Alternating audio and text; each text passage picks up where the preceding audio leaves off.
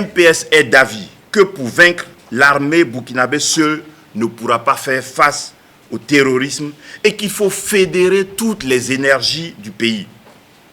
Mais pourquoi alors entend-on parler d'incompréhension entre les forces de défense et les forces de sécurité intérieure?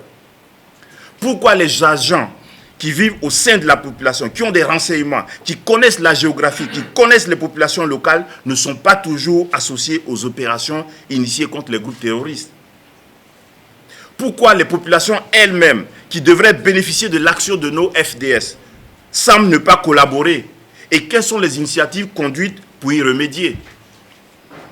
Depuis la tenue du Forum national sur la sécurité en 2017, où en est le Burkina avec l'élaboration de sa stratégie de réforme du secteur de la sécurité? Pourquoi les priorités de réforme prévues ne sont pas encore appliquées? Où en est l'élaboration de la politique nationale de sécurité, de la stratégie nationale de la sécurité et des stratégies sectorielles? Où en sont les plans de mise en œuvre?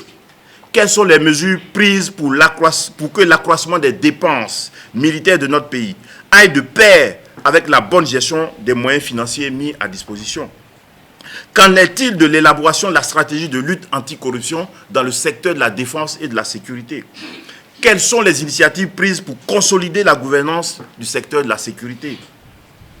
Où en est-on avec l'élaboration de la stratégie de lutte contre l'extrémisme et la radicalisation? Quelles sont les initiatives prises pour démobiliser les jeunes burkinabés recrutés par les groupes terroristes et assécher ainsi les bassins de recrutement? Quelles sont les initiatives prises pour améliorer le niveau opérationnel des FDS et pour consolider la confiance entre les FDS et la population? De quel mal souffrent nos forces de défense et de sécurité? S'agissant de l'initiative prise par le président du Faso de procéder à un recrutement de volontaires, nos FDS ont-elles un problème de sous-effectif?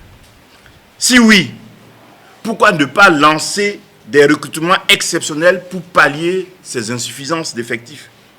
Quelle est la vision du pouvoir actuel en ce qui concerne le recrutement de ces volontaires? Quel sera le statut juridique de ces volontaires et quelles seront leurs missions?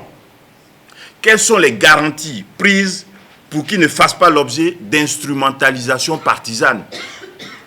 Quelle articulation avec les initiatives locales en matière de sécurité, avec les groupes d'autodéfense, notamment les Koglo-Héros? Voilà autant de questions que le MPS voudrait poser au gouvernement et à son Parlement taiseux. Le MPS espère que la décision de recruter des volontaires ne vise pas à masquer l'impuissance du pouvoir actuel à faire face à la situation sécuritaire, auquel cas elle risque d'être une grave erreur. Le MPS espère que cette décision n'a pas été dictée par l'émotion et qu'elle a été longuement mûrie. En tout état de cause, il appelle à faire preuve de discernement dans les initiatives et dans les opérations sur le terrain pour ne pas expérimenter des remèdes qui se révéleraient pires que le mal que l'on cherche à combattre. Mesdames et messieurs, le MPS est favorable à l'union sacrée des fils et des filles du Faso lancée par le président du Faso dans son récent discours. Mais il ne peut s'empêcher de s'interroger sur la vision de l'équipe dirigeante actuelle de l'Union des fils et des filles du Burkina Faso.